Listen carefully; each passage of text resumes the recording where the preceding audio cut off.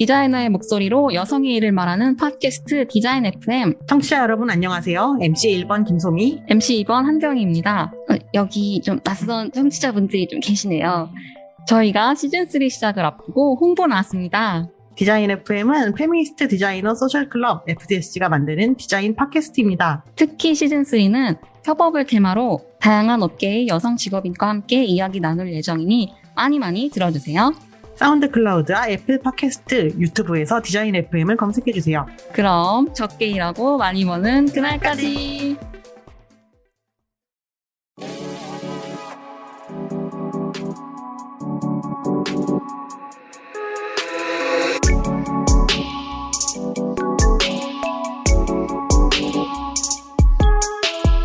재미없는 건 절대 용서 못해. 뭐 볼지 고민하는 당신을 위해. 방송국 여자들의 와플릭스. 두둥. 네, 안녕하세요. 방송국 여자들의 와플릭스입니다. 지금 우리 청취자분들 좀 놀라셨을 것 같은데 낯선 목소리가 나왔죠?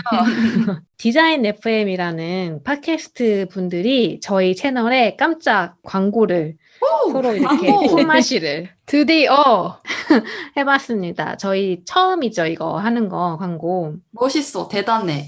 네, 아주 대단해. 드디어 100화가 넘었는데 말이죠. 우리 저희 이제서야 이렇게 돈 버는데 관심이 1도 없었다. 네, 정말 사랑만으로 이루어지는 와플릭스. 저희 채널 광고도 디자인 FM의 어떤 에피소드에 올라가 있답니다. 찾아가가지고 방송도 들어보시고 저희 언급은 언제 되는지도 한번 귀 기울여 들어주시면 재밌을 것 같아요. 그리고 이 팟캐스트 되게 멋있더라고요. 그 여성 디자이너 분들이 주축이 되어서 일하는 이야기를 나누는 방송이더라고요. 우리 청취자분들도 혹시 특히나 디자이너 분들이 계시면 더욱더 재밌게 들으실 수 있지 않을까. 또는 디자이너와 같이 일하시는 분들도 되게 넣는 게 많으실 것 같아요. 디자이너가 무슨 생각을 하는지 모르겠다거나 디자이너랑 같이 일 잘하고 싶다. 네, 그러면 저는 오늘 진행을 맡은 로맨스와 판타지 좋아하는 꽁칠이입니다. 안녕하세요. 저는 스릴러와 무서운 걸 좋아하는 창마입니다. 저는 미장센 보는 걸 좋아하는 김세호입니다. 네, 저희가 지난주에 요즘 영화관에서 볼 수 있는 크루엘라 이야기를 재밌게 했었는데요. 오늘 본격적으로 그거에 맞는 주제로 짝수화를 추천해드릴 텐데 그 전에 댓글 먼저 소개를 해드리겠습니다.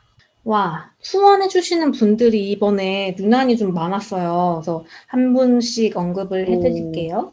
넘버 917번님, 우리 화이트 타이거 리뷰에 1000캐시를 후원해주셨습니다. 와, 감사합니다. 그리고 처음 뽑는 아이디인데? T0T0R088님. 어떻게 읽어야 되는지 너무 어려워. 네, 낯선 아이디인데 아마 처음 오신 분이지 않나 싶어요. 너무 반갑고요.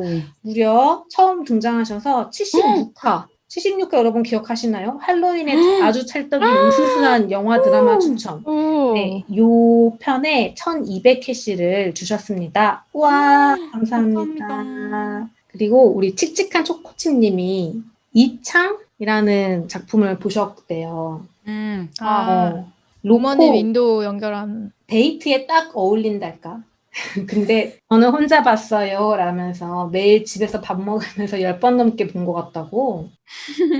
결국 그레이스 켈리를 좋아하게 됐는데 그녀의 촉촉한 키스씬 다음 인생을 하나씩 키며 자기소개하는 장면을 좋아합니다. 너무 섬세하게 구체적으로 적어주셨어. 약간 트랩 같아. 그리고 우먼인 윈도우는 볼지 안 볼지 모르겠다고. 보지 마세요. 댓글 달았어요. 굳이. 허허허. 네, 저희는 셋 다 네, 그랬습니다.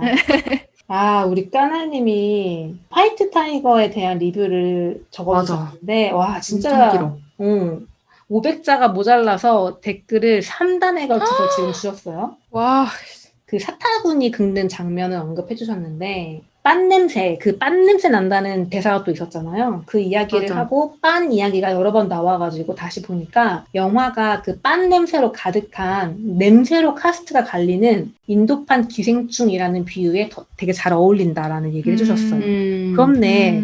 우리도 기생충 맞아, 얘기할 빤. 때 냄새 얘기 진짜 많이 했었잖아요. 맞아. 음. 빤을 빼먹었어. 갑자기 생각나네.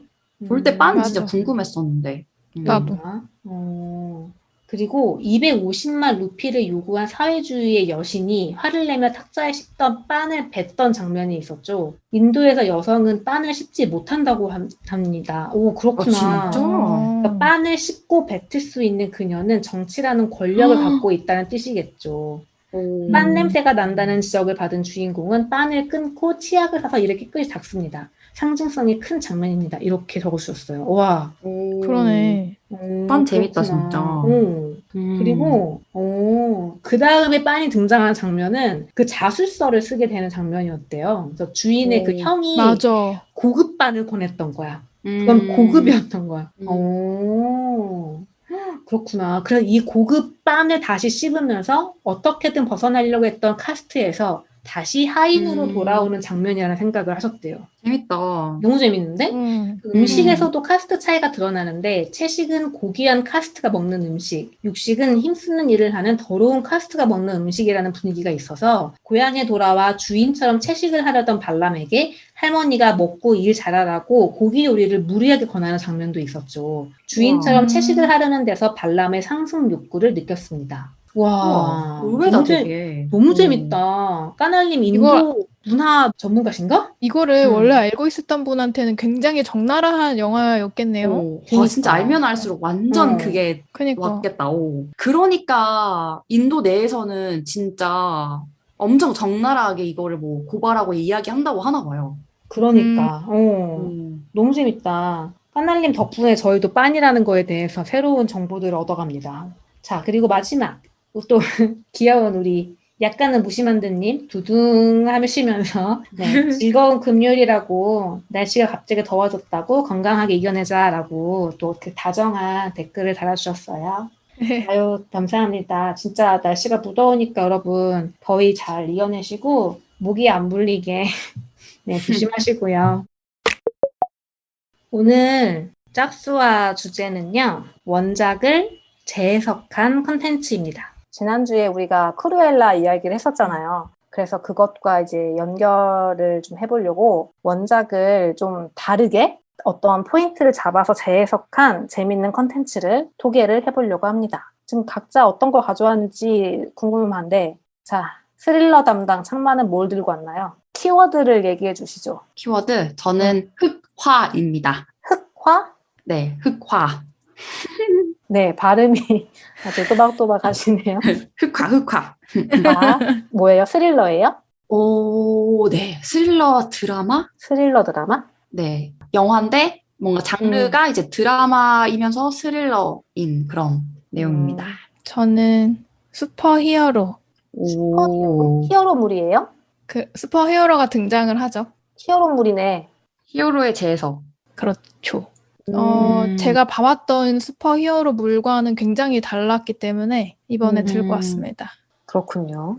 저는 로맨스. 오. 키워드는 여자. 여자와 로맨스. 네, 여자 로맨스. 자, 그렇다면 히어로물 먼저 가봅시다. 제가 중간에 들어가겠습니다. 제가 가져온 것은 로건이라는 영화입니다. 오, 궁금했어. 엑스맨의 로건? 네, 넷플릭스에서 볼 수 있습니다. 보셨나요? 봤습니다. 전 안 봤습니다. 네, 창만은 아예 엑스맨 자체를 안 봤을 것 같은데, 그쵸? 그럼요. 사실 어벤져스 이전에 엑스맨 시리즈가 있었는데요. 태초에 엑스맨이 있었다. 그러니까 엑스맨도 사실 마블이잖아요. 아, 그래요? 네, 그 원작 코믹스가 다 있는 히어로물들인데 이것도 이제 영화화가 좀 성공을 해서 계속 이제 시리즈로 나왔던 거고요. 이 엑스맨 시리즈에서 가장 유명하고 인기도 제일 좋고 비중이 큰 캐릭터인 울버린에 대한 단독 영화예요. 아, 로건에 대한 그- 얘기가 아니에요? 그 울버린은 약간 이런 닉네임이라던가 뭐 이런 거고 아이언맨 진짜 같은. 그쵸. 이제 진짜 이름은 로건이라서 이미 이제 음. 울버린이라고 쓰지 않고 로건이라고 쓴 것도 약간 뭔가 삘이 오시죠.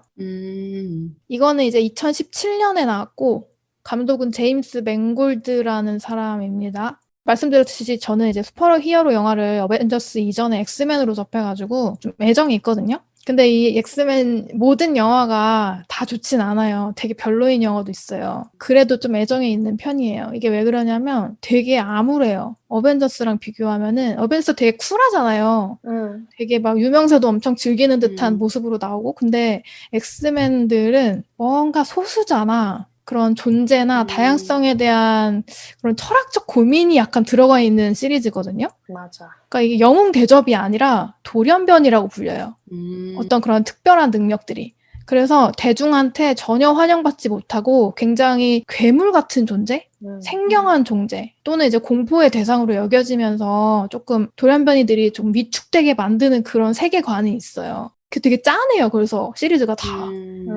그런 점들이 좀 더 애정을 좀 만들어 놓은 것 같기도 하고 어쨌든 이것도 이제 마블 시리즈니까 쫄쫄이 옷도 입기도 하고요. 무슨 이상한 뭐 헬멧 이런 것도 막 쓰기도 하고 막 그렇게 싸워요. 그래서 현실감은 좀 없긴 하거든요. 그냥 딱 슈퍼히어로 영화구나라는 그런 느낌이 드는데 이 로건이라는 영화는 진짜 너무 현실적이야. 그리고 그 암울함이 시리즈 최강인 것 같아요. 너무 우울해. 그런 분위기라서 약간 충격을 받으면서 영화를 본 기억이 있어요. 그 창마를 위해서 울버린 캐릭터를 조금만 더 얘기를 해드리면 그 손에서 칼 나오는 사람인 건 아시죠? 아유, 웃으면 그리고 안 되는데. 등 이렇게 팍, 뭐 이렇게 뭔가 이렇게 상처 꽉 있는 그런 포스터 본 것 그쵸. 같아요. 네. 막 늘 뭔가 포스터에서 막 어딘가로 막 뛰어다니고 막 포효하고 있고 그런 짐승미의 끝판왕 뭐 이런 캐릭터이긴 하거든요. 늙지도 않고 그러니까 재생 능력이 굉장히 뛰어난 그런 돌연변이 유전자를 갖고 있어. 그래서 아예 죽지도 않아요. 막 총 맞으면 총알 막 탁 이렇게 해버리고 그런 사람이고 그 엑스맨들 사이에서 거의 늘 선두에서 몸빵하고 맞아. 혼자 적에 맞서고 돌진하고 막 이런 캐릭터란 말이에요. 그런 캐릭터인데 이 울버린이 이 로건이라는 영화에서는 늙었어. 완전 거의 할아버지가 되어가는 듯한 느낌이고 뭔가 몸이 안 좋아 보여요. 막 기침을 쿨럭쿨럭 하고요. 그리고 더 웃긴 거는 우버 기사로 일을 하고 있거든요. 현실적이네. 네. 그래서 좀 약간 충격인 거예요. 저 울버린 되게 좋아했는데 그래서 딱 약간 충격을 받고 왜 이렇게 된 거지? 라는 의문이 생겨요. 그리고 또 하나 충격적인 것은 이 엑스맨에서 울버린 다음으로 또 되게 중요한 캐릭터가 있는데 이 찰스 자비에라는 캐릭터가 있어요. 이 사람은 약간 대장 같은 사람인데 혼자 위축되어 있는 돌연변이들을 모아가지고 영재 학교라는 그런 학교를 세워서 돌연변이들의 학교를 세운 사람이거든요. 근데 위인이잖아요. 그리고 돌연변이 중에서도 능력이 되게 센 사람으로 나와요. 약간 마인드 컨트롤을 되게 잘하는 사람이야. 그런 사람인데 이 사람도 거의 90대 할아버지로 등장해서 정신이 오락가락한 사람으로 나오는 거예요. 저는 너무너무 충격을 받았어요. 그걸 보고. 이미 뭔가 영화 분위기가 이전 시리즈와는 전혀 다를 거라는 그게 딱 느껴지면서 되게 충격 속에서 이제 관람을 하게 되는데 왜 이렇게 된 것인가도 너무 궁금하고 그렇게 되는 건데 이 영화의 시작은 전 시리즈에서 돌연변이들이 인간이랑 함께 살아갈 수 있는가 아니면은 이 사람들을 통제를 하거나 아니면은 제거해야 될 존재인가 하는 갈등들이 계속 있었는데 이게 어느 정도는 해결이 된 것처럼 나와요. 이게 어떻게 해결된 것처럼 나오냐면 돌연변이가 언젠가부터 태어나지 않는 걸로 나오거든요. 그리고 원래 존재하던 돌연변이도 죽거나 없어요. 그러니까 돌연변이가 없는 세상인 거예요. 그리고 찰스는 그 약간 오락가락 했다고 했잖아요. 근데 약간 치매에 걸린 것 같은 거예요. 발작 같은 거를 해가지고 뭔가 큰 사상자를 낸 것 같은, 그러니까 범죄를, 살인을 한 듯한 걸로 나와서 지명수배를 당하고 있어요. 더 이상 이제 드러낼 수 없고 정말 숨어 살아야 하는 상황이고 그걸 이제 로건이 되게 보살피면서 우버일을 하고 있는 거거든요. 로건이 너무 삶에 찌들어 있어요. 너무 지쳐 보이고, 그러니까 생을 스스로 마감하려는 듯한 모습도 보이고 처음부터 눈물 파티를 예약하면서 이제 그럼 히어로 능력이 없어진 거예요? 되게 약해져 있어요. 그러니까 손에서 칼이 빵 멋있게 나와야 되는데 막 하나 늦게 나와. 어, 하나 잘 안 나와. 맞아. 뭐 이런 식인 거예요. 그래서 이제 그런 상황인데 로건이랑 찰스가 우리 돈을 좀 모아가지고 배를 사서 이 땅을 떠나자라는 이제 계획을 가지고 있어요. 그래서 이제 계속 우버 기사하면서 돈을 모으고 있는 상황인 것 같아요. 근데 이게 또 전 시리즈에서는 찰스가 엄청난 부자로 나온단 말이에요. 돈 걱정 하나도 안 했단 말이에요, 사람들이. 이게 또 눈물이 나는 거예요. 근데 그렇게 하다가 이제 갑자기 로건 앞에 어떤 여자가 등장을 하는데 나 좀 도와달라고 급하게 요청을 하거든요. 그러니까 로건을 알아본 거죠. 울버린이라는 그거를. 근데 이제 로건은 자기 이제 드러나고 싶지 않고 숨어지내야 하니까 단호하게 거절을 해요. 그러니까 거의 꺼지라는 식으로 막 얘기를 하거든요. 근데 그래도 아랑곳하지 않고 계속 도움을 요청을 하는데 어떤 작은 여자애랑 같이 다니는 여자이고 우리를 이 주소로 좀 데려가 달라. 우버 기사니까 돈 많으니까 돈 줄게 이러면서. 근데 그 돈의 액수가 그 사기로 한 배 금액이랑 좀 같은 거야. 그래서 로건이 정말 돈 때문에 수락을 하거든요. 아 이것도 짠한 포인트네. 이거 설명할 때 눈물이 날 것 같아. 그래서 오케이를 했어. 그 다음날 픽업을 갔는데 여자는 죽어버린 거예요. 여자애는 없어지고 근데 이제 뭐 이렇게 어떻게 했다가 여자애와 다시 만나기를 하는데 그 여자애한테 정체를 알 수 없는 무리들이 쫓아오고 있었던 거예요. 그래서 그 무리들이 그 도움을 요청했던 여자는 죽였던 거였고 여자애만 이제 살아남아가지고 로건하고 찰스랑 이렇게 엮이게 되거든요. 이제 그러면서 그 슬픔과 눈물의 파티가 계속 이어지는 건데요. 그 여자의 이름은 로라예요. 근데 이 애가 놀랍게도 돌연변인데 로건하고 똑같은 능력을 가지고 있는 거예요. 그러니까 로건은 이제 한 손에서 칼이 3개 나오는데 걔는 2개가 나와. 아직 어려서 그런지 그리고 싸움을 너무 잘해. 몇 살 정도예요? 11살이라고 나와요. 완전 애기예요. 아, 그러니까 뭔가 진짜 살인을 정말 충분히 할 수 있는 아이예요. 또 이제 찰스 같은 경우는 이제 평생을 그런 어린 돌연변이들을 찾아내고 교육을 하고 이런 거에 평생을 바친 사람이니까 로라가 등장해서 너무 반가워하고 이 애 우리가 데려가야 된다 이런 식으로 로건을 막 설득을 해요. 근데 로건은 이제 싫은 거야. 나랑 같은 능력인 것도 뭔가 당황스럽고 뭔가 돌연변이가 태어나지 않는 시대에 갑자기 이런 애가 나타난 것도 뭔가 이상하고 당장 이제 자기랑 찰스가 위험한 상황이니까 더는 떠맡기 싫은 거예요. 그러니까 그게 되게 솔직하게 드러나요. 전에는 세상을 구하던 사람이 뭔가 너무 힘들어해. 그런 삶에 찌들어서. 계속 이제 힘들어하지만 결국 이제 좀 같이 다니게 되면서 그 전에 약속했던 장소로 데려가는 여정을 시작하기는 해요. 그래서 뭐 과연 로건은 로라를 약속했던 장소에 데려다 주고 배도 사서 찰스랑 땅을 떠날 수 있을지? 라고 말은 하지만 결말이 그럴 것 같지 않잖아요. 매우 슬픈 결말일 것 같죠? 네. 줄거리는 여기까지고요. 이 영화가 좀 다른 게 일단 전 엑스맨 시리즈나 또는 다른 슈퍼히어로 영화랑은 좀 되게 다른 게 되게 현실적인 현대 사회 또는 미국 사회의 모습을 되게 적나라하게 보여주는 게 되게 신선하거든요. 그리고 또 다른 한 포인트는 울버린이라는 캐릭터랑 그 휴잭맨이라는 배우가 연기하는 그 캐릭터가 이제는 은퇴하는, 그러니까 아이언맨의 은퇴처럼 그런 영화이긴 한데 그런 역할을 하는 영화로서 굉장히 뛰어난 평가를 받고 있어요. 정말 뭐 완벽한 그런 캐릭터에 대한 헌사하다 뭐 이런 식으로 되게 극찬이 많이 이어지는 영화인데 또 이 만들어진 캐릭터잖아요. 어쨌든 이 캐릭터의 끝을 보고 있는데 그냥 또 내 삶에 대해 생각해보게 되는 거예요. 아이언맨도 죽었을 때 굉장히 세계에 많은 사람이 슬퍼했지만 저는 로건의 마지막을 더 좋아하긴 하거든요. 뭔가 나와 더 연결되어 있는 느낌이 있어. 나의 삶과. 영화를 다 보고 나면은 진짜 눈물 나고 슬프고 근데 또 가슴은 웅장해지고 뭔가 되게 여러 감정이 들어요. 질문. 엑스맨 시리즈 안 봐도 이것만 봐도 괜찮아요? 저는 괜찮다고 생각을 하는데 그냥 검색해서 줄거리 치면 대충 나오니까요. 그런 시리즈에 대한 줄거리는. 보면 약간 감정적인 어떤 그런 거는 좀 더 쌓일 수 있으려나? 그건 그렇죠. 엑스맨도 굉장히 오랫동안 이어져 온 시리즈라서 그런 게 있고 명작인 영화들이 몇 개 있어요. 시리즈 중에. 그것만 보고 보셔도 충분히 감정은 이어질 것 같아요. 제가 좀 더 좋았던 거는 그 트럼프 대통령이던 그 미국 사회 그 시기 있잖아요. 그걸 너무 적나라하게 드러나서 좀 놀랐어요. 진짜 너무 적나라해요. 왜냐면은 이야기 자체가 국경 근처에서 이어지고요.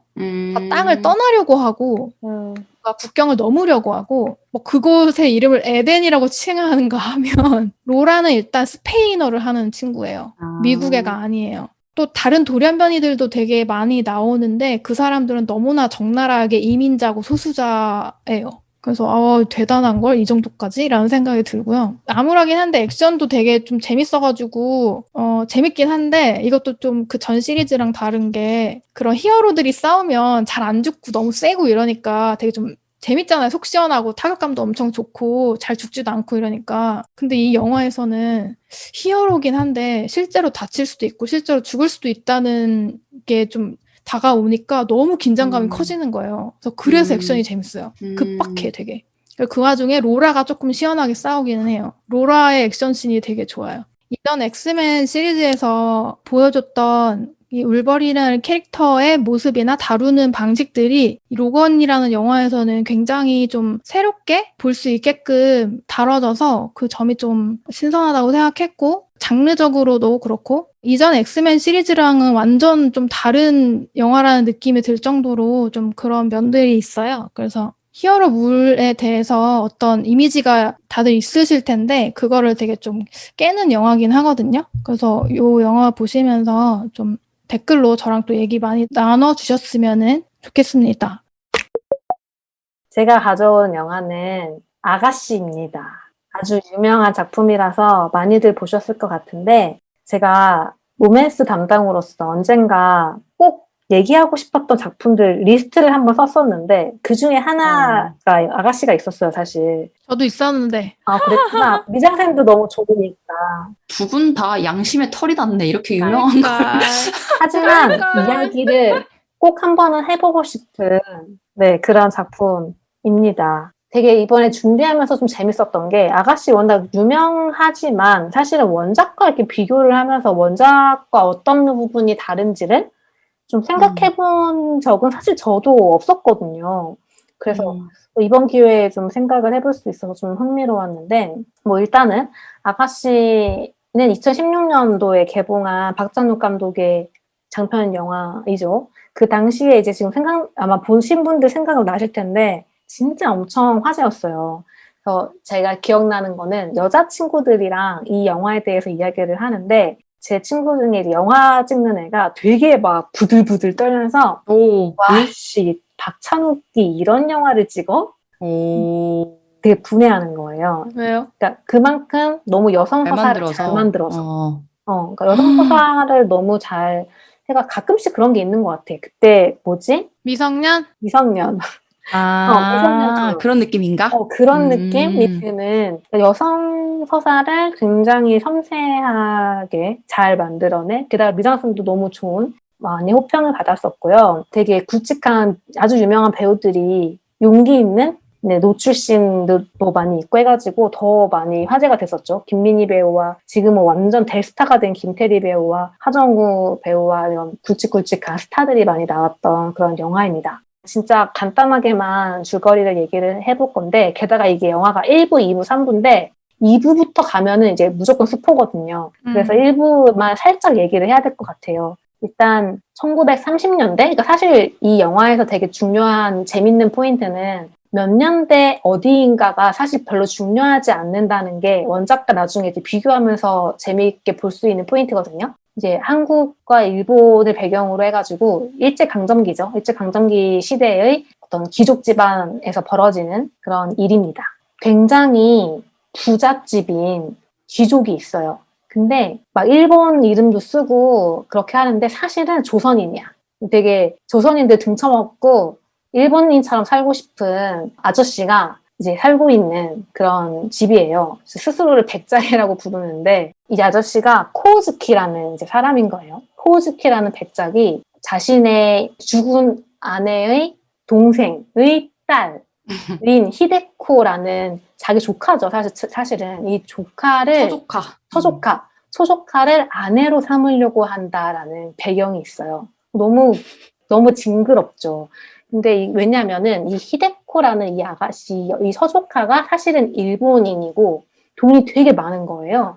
근데 코우즈키는 조선인이잖아요. 자기가 어떤 돈은 어떻게 졸부처럼 벌었는데 조선은 되게 약간 더럽고 야만인이고 못 배운 그런 나라라고 생각을 하는 사람이라서 일본의 이런 귀족의 어떤 혈통, 이 귀족의 재산을 갖고 싶어 해요. 그래서 처조카라는 말도 안 되는 이 어린 소녀랑 결혼을 하려고 지금 이제 꿍짝꿍짝을 하고 있는 중입니다. 그래서 이 불쌍한 히데코는 이모부의 어떤 감시를 하에 대저택에서 되게 아무것도 모르고 자란 소녀로 나와요. 근데 좀 되게 안타까운 거는 이 이모부가 완전 책에 중독된 사람으로 나오는데 책도 어떤 책이냐면 그 야한 책인 거야.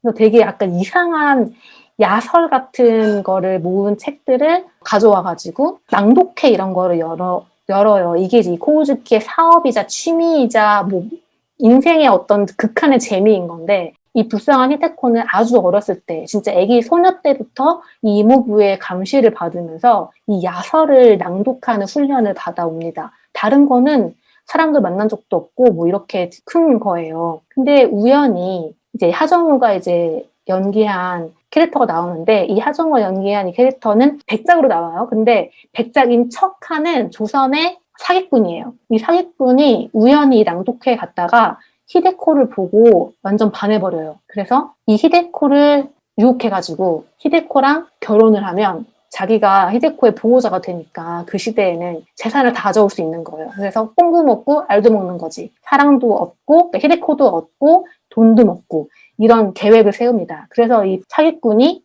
작전을 세우는 게 조선의 되게 약간 허름한 거리에서 도둑질을 하는 무리가 있어요. 근데 이 무리에 있는 여자아이인 이제 김태리가 연기한 수키라는 캐릭터가 나와요. 이 수키라는 캐릭터를 이 히데코한테 보내는 거예요. 그래서 히데코의 하녀 노릇을 하면서 나를 사랑하게 만들어라. 나한테 넘어오게 만들어라. 이런 작전을 세우는 거죠.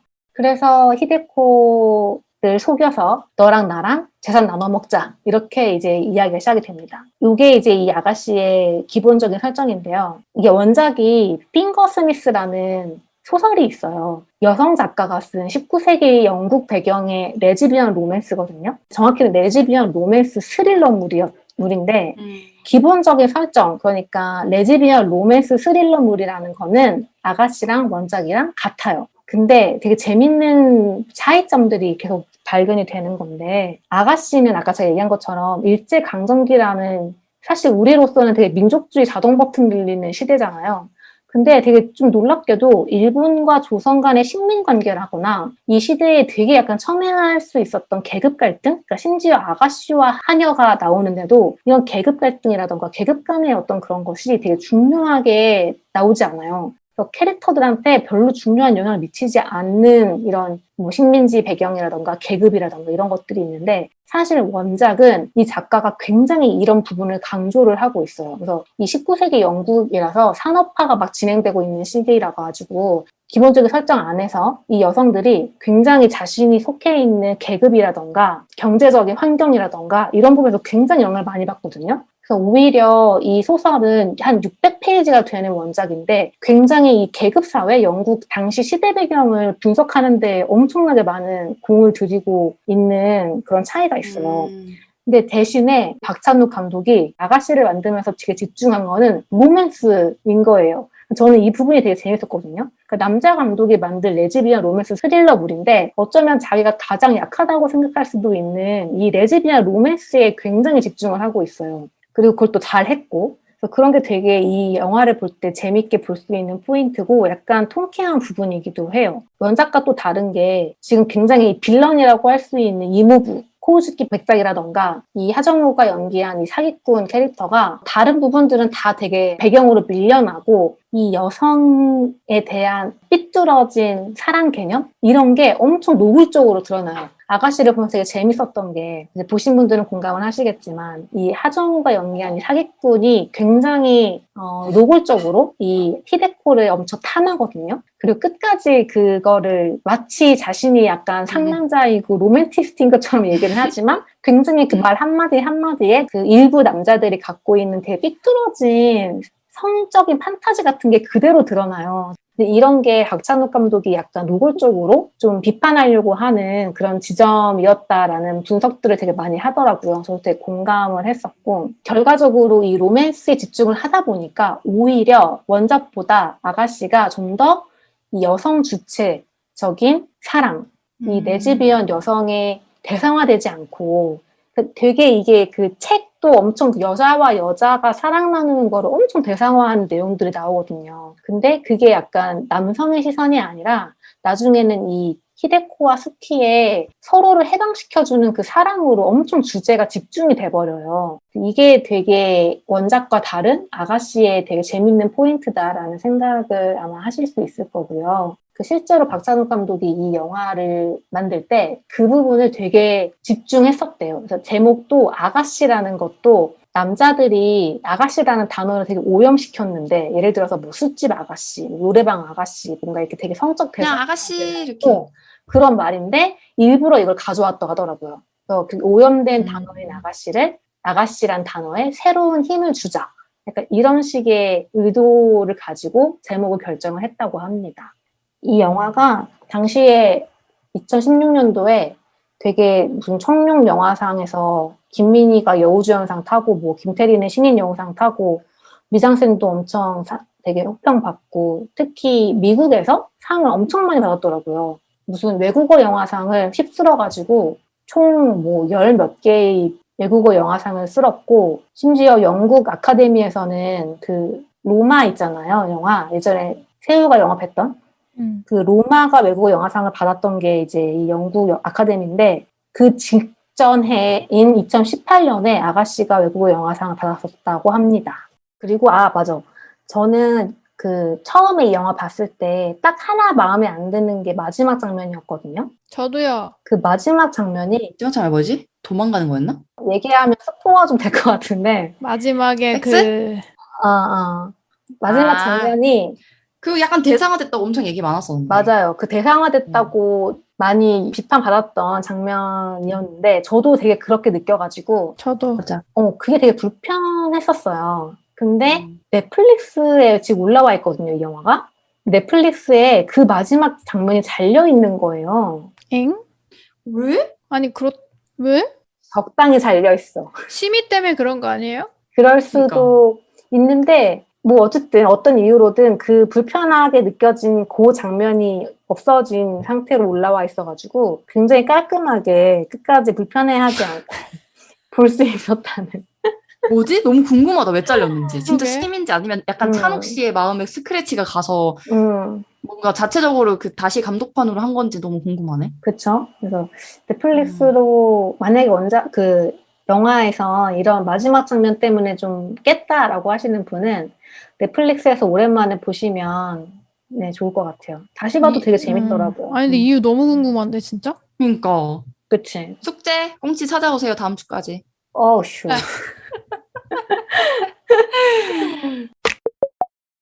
네, 제가 오늘 이제 들고 온 영화는 바로 블랙 스완입니다. 아가씨를 욕하기엔 조금 유명한 그런 영화고요. 네. 다들 많이 보셨을 것 같은데, 그래서 저도 줄거리를 아주 간단하게 빠르게 넘어가도록 하겠습니다. 다들 보셨나요? 두 분 다 보셨겠죠? 전 안 봤어요. 오, 진짜? 어머. 그렇게 유명하진 않구나. 그런 유명해요. 새우를 향해서 그러면 저도 로건처럼 영업을 해보도록 하겠습니다. 뭐 주인공 간단히 이제 말씀을 드리면 주인공 니나예요, 니나. 이름도 참 귀엽죠, 니나. 니나는 발레리나인데 되게 조용하고 좀 소심하고 근데 완벽을 엄청 추구하는 그런 되게 착하고 모범생 같고 엄청 선하고 그냥 착한 그런 이미지 있죠. 할 말 잘 못하고 그냥 좀 조용하고 엄청 노력하고 정직하게 열심히 해서 잘하는 FM 같은 이제 성격을 좀 가지고 있는 그런 발레리나예요. 옷도 맨날 그 분홍색 모직으로 된 더블코트 있잖아요. 이렇게 딱 꽁꽁 싸매고 다니고 방 안은 온통 분홍색 벽지에 막 토끼 인형이 가득한 그런 나이가 되게 어린 발레리나입니다. 이렇게만 설명해도 어떤 성격인지 좀 가늠이 가죠.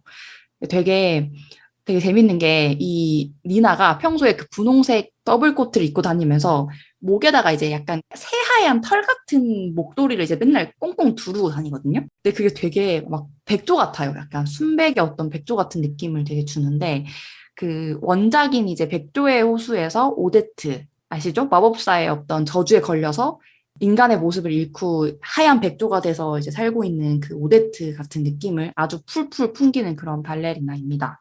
니나가 소속된 무용단에서 곧 백조의 호수 공연이 올라가요. 그래서 이 오디션이 열리는데, 주인공을 뽑는 오디션이 열리는데, 이 주인공은 오데트의 역할도 할 수 있어야 되고, 오딜의 역할도 할 수 있어야 되는 그런 아주 고난도의 그 감정 표현이나 캐릭터 표현이 필요한 주인공을 이제 뽑습니다.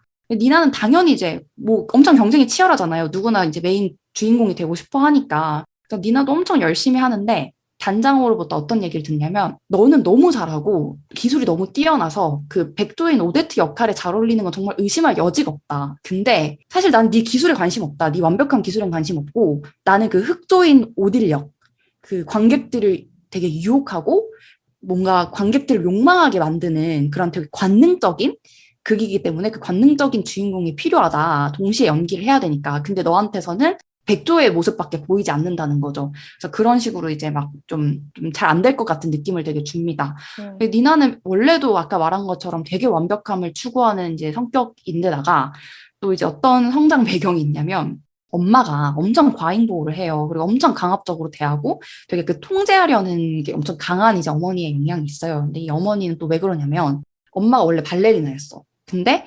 28살에 예기치 않게 니나를 가지게 되면서 이제 자기 꿈을 포기하게 돼버린 거예요. 그래서 이 니나를 발레리나로 키우면서 뭔가 대리만족도 느끼지만, 사실 제가 보기엔 대리만족보다는 니나를 좀 더 부러워하고 질투하는 모습이 좀 큰 것처럼 그려지거든요. 그러니까 그런 엄마 밑에서 이제 평생을 자란 거예요. 그러니까 얼마나 시달리고 힘들었겠어요. 엄청 통제하려고 하니까. 게다가 이제 단장이 뭔가 이 니나가 계속 엄청 간절하니까 이거를 약간 이용해서 뭔가 자기는 되게 능력 있는 단장처럼 너에게서 뭐 뭔가 오딜의 어떤 모습을 뽑아내겠다라는 핑계로 제가 생각하기에 성폭력을 막 좀 행하기도 하고 지나치게 다그치고 엄청 통제하려고 하고 이런 모습도 보여줘요. 근데다가 막 그 자리를 뭔가 자기를 이기고 밟고 넘어설 수많은 동료들이 옆에서 막 열심히 또 하고 있죠. 그리고 이 오디션 뽑기 전에 원래 이제 주인공 같은 발레단에서 역할을 했던 사람이 쫓겨나는 모습을 다 생생하게 봤어요. 그러니까 이런 것들이 막 합쳐지면서 니나의 강박이 점점 생기기 시작하는 거예요. 그냥 단순히 내가 잘하고 싶다를 뛰어넘어서 극도의 조급함이나 불안을 느끼게 되고, 그 흑조의 모습을 이제 가져야만 주인공이 될 수 있잖아요. 그래서 막 그 흑조가 되고 싶다라는 어떤 강박관념이나 이런 것 때문에 점점 약간 환각을 보게 되고, 뭔가 정신적인 어떤 질병이 이제 의심되는 그런 뭔가 모습을 본다거나 행동을 한다거나 이런 신체가 왜곡된다거나 이런 현상까지 이제 겪게 되는 수준까지 가게 돼요. 그래서 완벽해지려고 할수록 뭔가 자기 자신을 자꾸 파괴하게 되는 모습? 그러면서 니나가 이제 자기 안에 어떤 뭔가 이 백조의 모습을 좀 죽이면서 흑조가 돼야 되는 이런 모습 같은 것들, 이제 변해가는 과정 같은 것들 되게 잘 보여주는 그런 영화거든요. 백조의 호수를 뭔가 재해석하면서 캐릭터 역시도 재해석해서 뭔가 재배치하는 느낌? 이런 것들을 되게 잘 보여주고 있는 영화입니다. 그래서 이 영화를 제가 가져온 이제 영어 포인트는 만듦새가 너무 뛰어나다. 시작할 때부터 끝까지 거의 딴짓을 못해요. 눈을 뗄 수 없는 어떤 긴장감과 속도감으로 영화를 끝까지 보게 되는 그런, 아주 뭐라 해야 될까, 숨 막힌다고 해야 되나? 막 그런 게 있는 영화고요. 그리고 이 니나라는 역할 누가 맡았냐? 나탈리 포트만입니다. 연기가 아주 그냥 미쳤습니다. 이게 되게 재밌었던 게, 백조와 흑조로 대변되는 니나와 그 니나 안의 어떤 이제 흑조 이 캐릭터를 실제로 나탈리 포트만도 연기를 해야 되는 거잖아요. 같은 사람이. 근데 그게 너무 다르게 느껴져요. 흑조를 연기할 때랑 백조를 연기할 때랑. 그래서 정말 다른 사람이 연기하는 것 같아요. 이제 조금 변해가는 과정 같은 것도 되게 섬세하게 묘사를 잘 했고요. 그리고 이제 저는 무엇보다 연출이 좋았는데, 이게 뭐 자칫 잘못하면 좀 뭔가 뭐 야망이나 욕망에 대한 그냥 드라마틱한 영화로만 좀 연출이 될 수도 있었는데, 중간중간에 공포영화처럼 연출을 되게 좀 해놨어요. 그래서 보다가 되게 좀 깜짝깜짝 놀라고 무섭거든요. 맞아. 그래서 그런 것 때문에 영화를 뭔가 더 이 니나의 어떤 불안함, 강박 이런 거를 더 공감하면서 관객들도 그렇게 볼 수 있는 영화입니다. 재해석 부분을 이제 간단히 설명을 하면은, 이 백조의 호수 원작 이제 동화 되게 어릴 때 많이 들어봤잖아요. 러시아의 이제 동화인 건데, 이건 기본적으로 사랑 얘기예요. 완전 로맨스 얘기.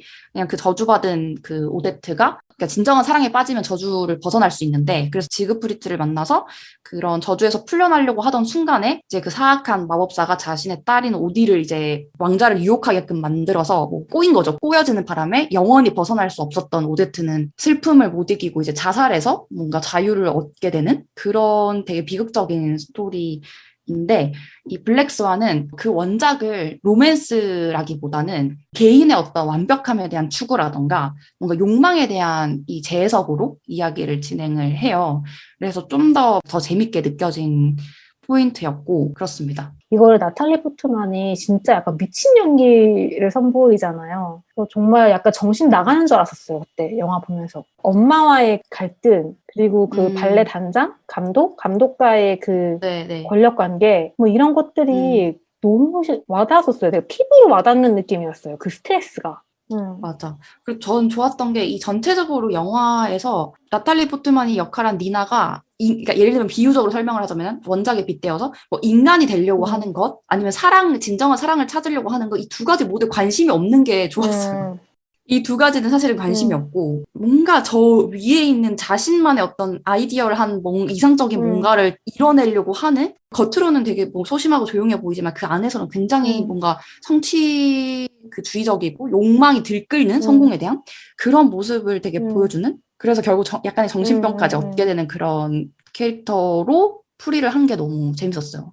저는 아예 공포영화인 줄 아예 볼 생각을 안 했는데. 무서운 장면은 한 두세 가지 정도밖에 없고, 전체적으로는 되게 이제 그냥 압박감과 긴장감을 주는 그냥 스릴러 드라마 같은 느낌이라서, 네. 그리고, 맞아. 그렇습니다. 약간 예고편에서 그 되게 기분 나쁜, 소름 맞아. 끼치게 하는 음악, 맞아. 음향 이런 것들이 너무 힘들더라고요. 그래서 그것 때문에. 맞아. 근데 그런 게 나와요?